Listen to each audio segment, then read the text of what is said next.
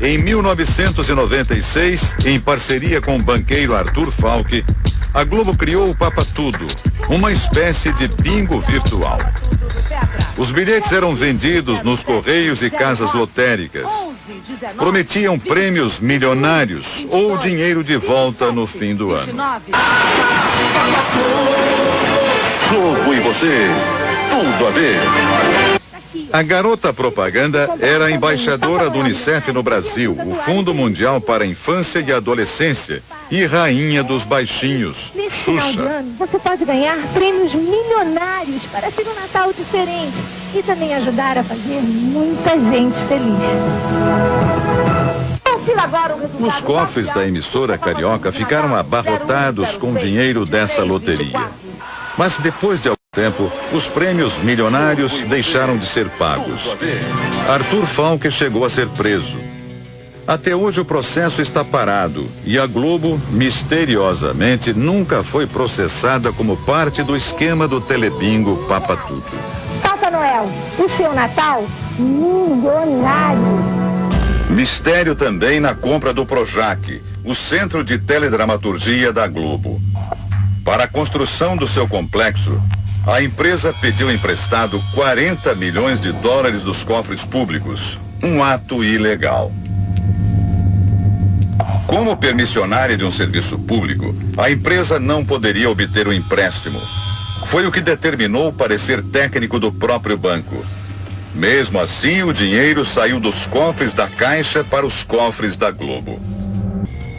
A história da Rede Globo é recheada de casos nebulosos.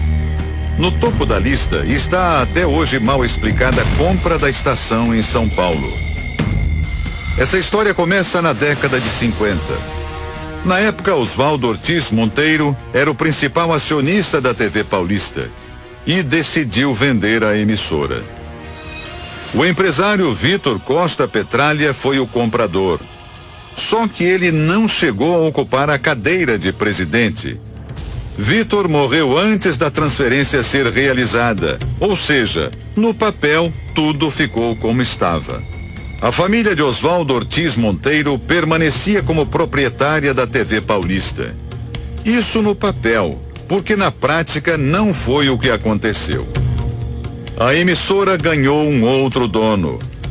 Foi o filho de Vitor Costa quem assumiu o comando da TV Paulista. E foi ele que em 1964 vendeu a TV Paulista para Roberto Marinho. O chefão da Globo comprou a emissora de um homem que não era dono dela. Este jornalista confirma toda a história. Carlos Newton conta que a investigação da compra da TV Paulista começou no final dos anos 90, depois da morte de Oswaldo Ortiz Monteiro, o dono de fato, que não chegou a formalizar a venda para a família Costa. Seus herdeiros começaram a manusear os documentos e descobriram que não havia nenhum documento sobre a venda da TV Paulista para Roberto Marinho. Eles então procuraram a TV Globo e pediram que a TV Globo exibisse os documentos. A TV Globo não os atendeu. Eles então vieram ao Rio de Janeiro e entraram com um processo, uma ação de exibição de documentos que comprovariam a compra da TV Paulista por Roberto Marinho. Os contratos entregues pela Rede Globo foram levados para perícia. O resultado?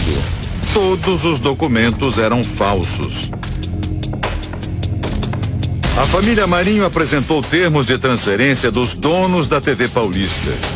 Um festival de erros grosseiros. Repare, os papéis foram assinados em fevereiro de 77. Nesta data, a TV Paulista já não existia mais. Chamava-se TV Globo. E o curioso, 2 nomes que aparecem nos termos já haviam morrido no ano da assinatura, como mostram as certidões de óbito. Se estavam mortos, como é que assinaram? Para justificar a transferência, os contratos foram assinados por Luiz Eduardo Borghetti. Borghetti era funcionário da Rede Globo e pelo documento ele teria recebido dos proprietários da TV Paulista o comando das ações. Tudo isso realizado por meio de procurações fraudulentas. Vamos às provas. Primeira fraude: o uso do SIC, que hoje chamamos de CPF. Os documentos foram assinados entre os anos de 53 e 64. Mas esse sistema só foi criado pelo governo em 1969, 5 anos depois.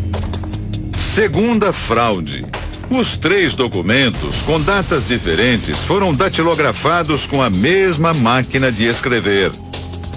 Só que a máquina usada nesse documento de 1953 só seria criada no começo dos anos 70, 20 anos depois. Terceira fraude: os documentos que transferem todos os poderes a Luiz Eduardo Borghetti, funcionário da Rede Globo, não teriam sido assinados pelo dono da TV Paulista.